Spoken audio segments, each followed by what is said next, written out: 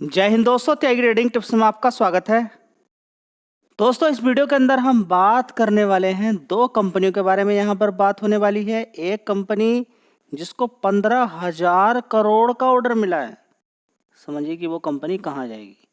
बहुत ही ज़्यादा मजबूत कंपनी है, पहले से ही अच्छा पैसा उसने बना के दिया हुआ है, गिरावटें मिलती रहती हैं, तो आपको ध्यान देना चाहिए कि कहाँ पर एकदम मजबूती है। लोहा कौन सी कंपनी है जिस पर कुछ असर ही नहीं पड़ेगा। गिरावट होने के बाद लोहा कंपनी ही आगे बढ़ती है। इधर उधर की कोई न्यूज़ आ जाए, क्रैश के बारे में कोई बोल दे, मजबूत कंपनी अगर गिर जाए ऐसे टाइम पे, तो फिर आपको क्या करना चाहिए, उस पर थोड़ा ध्यान देना चाहिए। उसके बारे में यहाँ पर बातचीत होने वाली है। साथ ही हम टीसीएस के रिजल्ट्स के बारे में पढ़ेंगे। बहुत सारे लोग टीसीएस के रिजल्ट्स तो देख रहे हैं, लेकिन कह रहे हैं कि बेकार है, अच्छे नहीं हैं, ऐसे हैं वैसे हैं।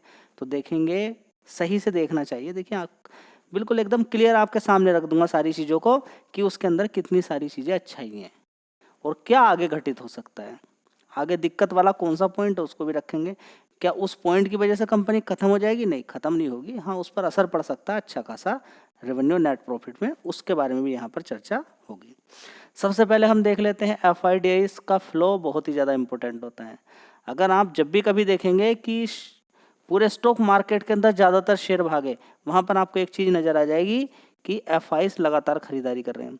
अभी लगातार काफ़ी समय से एफआईस बेच रहे थे मार्केट के अंदर। ज़बरदस्त आपके शेयर्स के अंदर, आपके पोर्टफोलियो के अंदर गिरावट देखने को मिली। ठीक है, मैं निफ्टी 50 की बात नहीं कर रहा हूँ। जब कभी एफआईस अच्छी खरीदारी करते हैं नेट, तो आपके ज़्यादातर शेयर्स के अंदर तेज़ी बननी शुरू हो जाती है।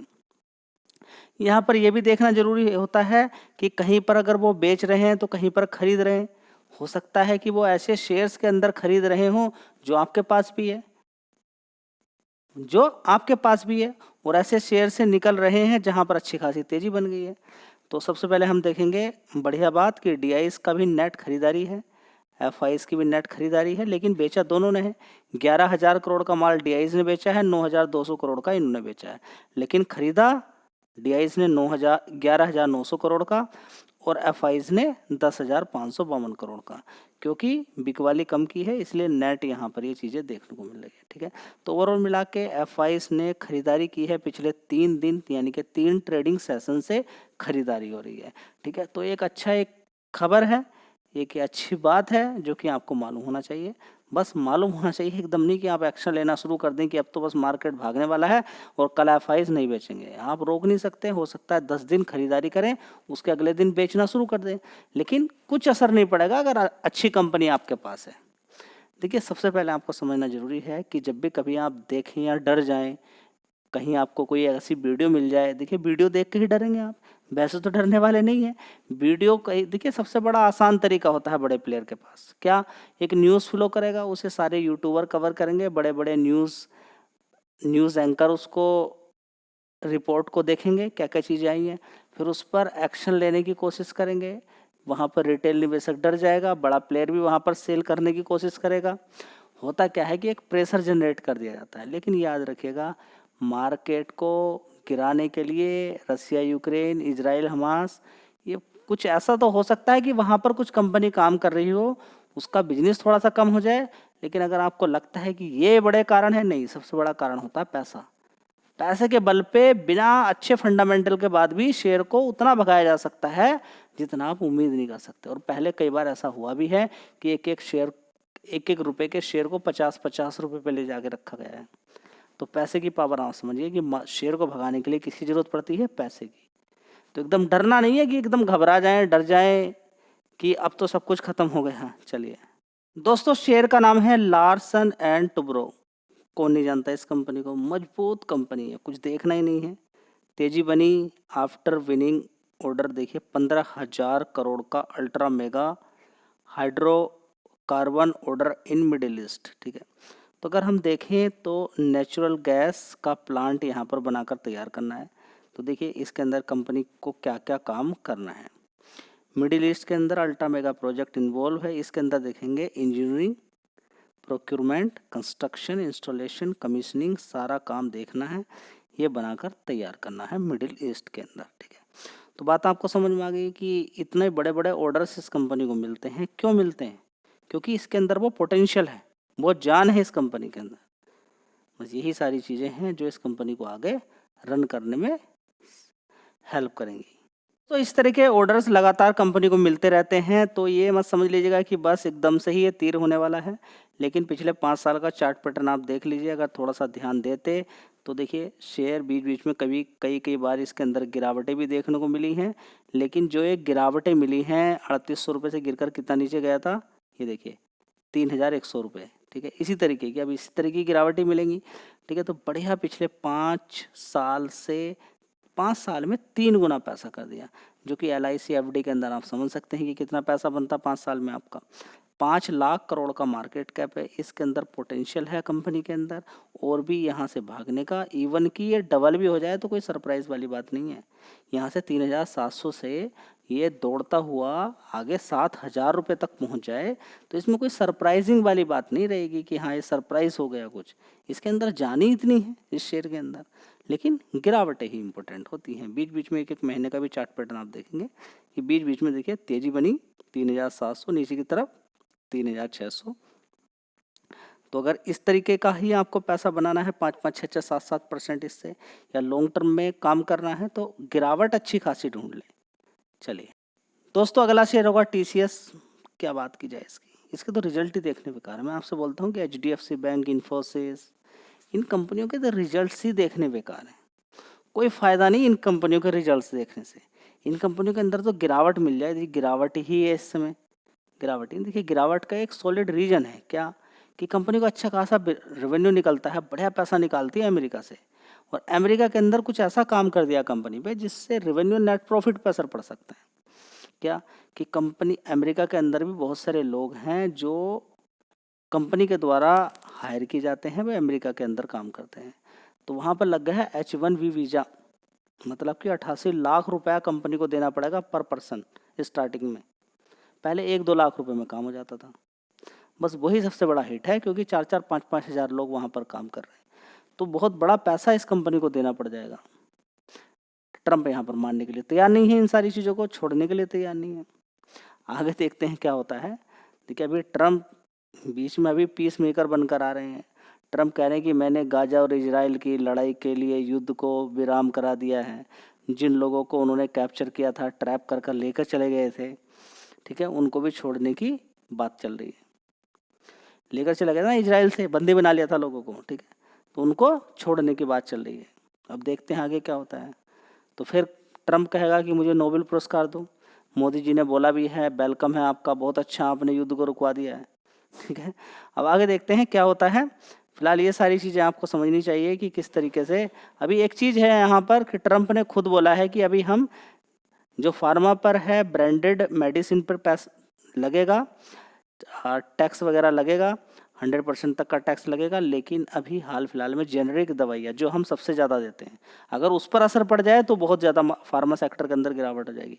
जिस दिन ये अनाउंसमेंट हुआ था उस दिन ज़्यादा गिरावट नहीं हुई क्योंकि हम जेनरिक दवाई ज़्यादा देते हैं और वहाँ पर करोड़ों रुपए का फ़ायदा होता है जब से हमारी दवाई लेनी शुरू की है। 43-40% हमारी दवाइयों पे ही डिपेंडेंसी है। वे ज़्यादातर हमारी दवाइयों के ही नाम जानते हैं। कोई दूसरी दवाई उनको कितना असर करेगी नहीं करेगी वो बड़ी दिक्कत है। ट्रंप अभी इस पर एक्शन नहीं लेने वाला है। ट्रंप को मालूम है कि दवाई से पंगा नहीं लिया जा सकता। अगर दवाई से मैंने पंगा ले लिया तो कहीं ऐसा ना हो कि कुछ लोगों की मृत्यु हो जाए। सही समय पे हार्ट की टेंशन, दुनिया भर की टेंशन रहती है, बीपी की दवाई अगर टाइम पे नहीं मिली तो बड़ी दिक्कत परेशानी हो जाएगी, ठीक है। तो सबसे बड़ा कंसर्न आपको समझ में आ गया। लेकिन क्या उसकी वजह से ख़त्म हो जाएगा सब कुछ? नहीं, उसकी वजह से ख़त्म नहीं होगा, लेकिन असर जो पड़ेगा आईटी कंपनीज पे इन चीज़ों का, ठीक है।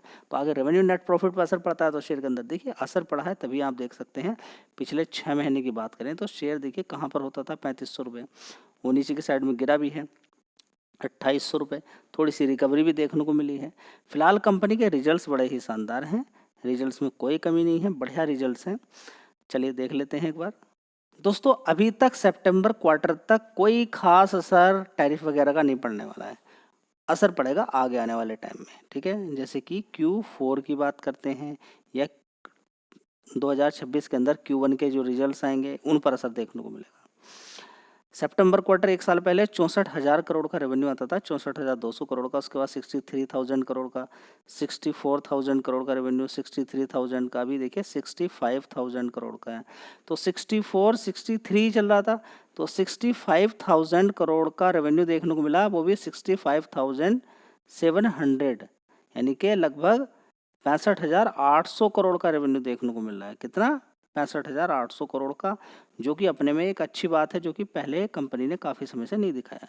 तो रेवेन्यू अच्छा आ जाता है, बाकी कुछ अच्छा है नहीं है, कोई नहीं, चलेगा, काम चलेगा। रिजल्ट्स बस अच्छे, ही इतनी बात पे ही अच्छे हो गए रिजल्ट्स, ठीक है। अब यहाँ पर एक्सपेंस खर्चे ऊपर नीचे हो जाते हैं, लेकिन फिर भी ऑपरेटिंग प्रॉफिट देखेंगे 17,900 करोड़ का। कितना? 17,000, पहले 16,600 का था, उससे पहले 16,900 का, उससे पहले 17,000 करोड़ का, उससे पहले 16,700 करोड़ का, ठीक है। तो अगर ओवरऑल मिला के अगर हम देखें तो अच्छी ही बात यहाँ पर देखने को मिल रही है। लेकिन अदर इनकम कंपनी ने 268 करोड़ का नुकसान यहाँ पर पेश किया है। पहले देखिए 1600 करोड़ का अदर इनकम से फ़ायदा था, 1000 करोड़ का था, तो नेट प्रॉफिट पर इसका असर पड़ सकता है, ठीक है। लेकिन रिजल्ट्स तो अच्छे हैं, क्योंकि ऑपरेटिंग प्रॉफिट बढ़िया है तो रिजल्ट्स बढ़िया है, ठीक है। लेकिन अगर आपको लगेगा टोटल नेट प्रॉफिट के अंदर आपको देखने को मिलेगा 12,131 करोड़। कितना देखने को मिला? 12,131 करोड़। लेकिन आपको ये देखना चाहिए कि ऑपरेटिंग प्रॉफिट बढ़िया है, थोड़ा सा नुकसान यहाँ पर देखने को मिल गया। उससे पहले देखिए 12,800 था, 12,200 करोड़ था, उससे पहले देखेंगे 12,400 करोड़, उससे पहले देखेंगे 11,995 crore. Year on year basis पे ठीक है, बाकी के 3 क्वार्टर से कमज़ोर हैं, तो आपको लगेगा कि रिजल्ट्स ख़राब आए। रिजल्ट्स ख़राब नहीं आए हैं, देखिए आप यहाँ पर इसको देख लीजिए, ठीक है। सारी चीज़ों को अगर आप देख रहे हैं, प्रॉफिट आफ्टर टैक्स अगर आप देख रहे हैं, तो अभी आपको इन पिछले 3 क्वार्टर से ये वाले रिजल्ट्स कमज़ोर दिखाई दे रहे हैं। अब आप सीधा ऑपरेटिंग प्रॉफिट पे जाइए, पिछले 3 क्वार्टर देख लीजिए कि कैसे हैं। देखिए 17,000 करोड़, 16,900 करोड़ ऑपरेटिंग प्रॉफिट, 16,800 करोड़, और ऑपरेटिंग प्रॉफिट यहाँ पे देखिए 17,900 करोड़ का है। रिजल्ट्स एक नंबर के हैं, रिजल्ट्स में कोई कमी नहीं है, ठीक है। शेयर यहाँ से जम मार सकता है, लेकिन दिक्कत H1B वीज़ा की वजह से दिक्कत हो सकती है। चलिए दोस्तों, रिजल्ट्स के बाद या रिजल्ट्स के साथ ही हमें बहुत सारी चीज़ों पे और भी ध्यान देना चाहिए। कंपनी के अनाउंसमेंट, क्या स्ट्रेटजिक चीज़ें चल रही हैं, क्या अनाउंसमेंट देखने को मिले हैं, उसके बारे में भी आपको मालूम होना चाहिए। नया डेटा सेंटर, देखिए यहाँ पर डेटा सेंटर इन इंडिया के अंदर बनने वाला है।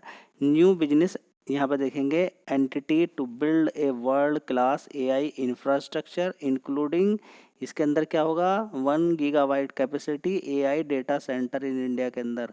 ये बड़ी बात यहाँ पर देखने को मिल रही है, बनने वाला है। चलिए अब यहाँ पर देखेंगे एक्विजिशन ऑफ लिस्ट एंगेज, ठीक है। एक्विजिशन किया है ऑफ किसका? लिस्ट एंगेज का, a Salesforce summit partner to boost Salesforce capabilities. तो बहुत अच्छी बात है, कंपनी को आगे बढ़ाया जा रहा है।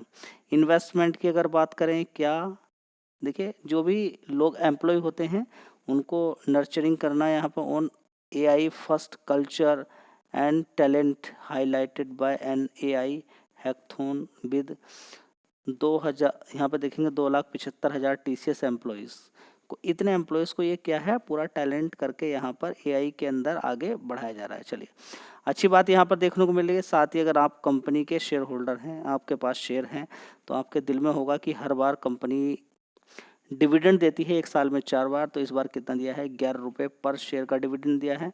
लॉन्ग टर्म में आप डिविडेंड लेते रहे हैं, एक साल में 4 बार, लॉन्ग टर्म में शेयर ऊपर ही जाएगा ज़्यादातर, जो कंपनी के अकॉर्डिंग अगर देखा जाए तब।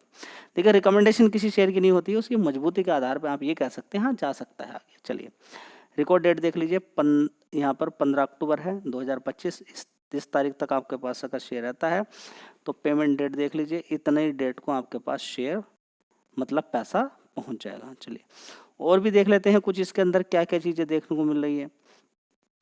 यहाँ पे देखेंगे द कंपनी इनकर्ड, देखेंगे 1 टाइम, ये समझिए बड़ा कीमती चीज़ है, रिस्ट्रक्चरिंग एक्सपेंस। देखिए जो कंपनी का प्रॉफिट अगर गिरा है, कम आया, वो इसकी वजह से आया। ये खर्चा कंपनी ने यहाँ पर एडजस्टमेंट किया है, यहाँ पर वर्कफोर्स के related to the workforce 1,135 crore रुपए इतना एक्सपेंस किया गया है, ठीक है। वर्कफोर्स पर एडजस्टमेंट किया गया है इसमें इतना, ठीक है।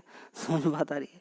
चलिए तो ये सारा निगेटिव दिखाया है, नहीं तो ये अगर निगेटिव नहीं दिखाया था 1,135 करोड़ रुपए, तो प्रॉफिट बढ़कर आता। समझ में बात आ रही है? चलिए, तो सारी चीज़ें नहीं सीखेंगे तो फिर ऊपर ही ऊपर रिजल्ट देखेंगे तो दिक्कत हो जाएगी। साथ में देखिए, नॉर्थ अमेरिका के अंदर company remain the largest market for TCS showing quarter and quarter results के अकॉर्डिंग। चलिए, the impact of wage hike was partially offset rupees depreciation.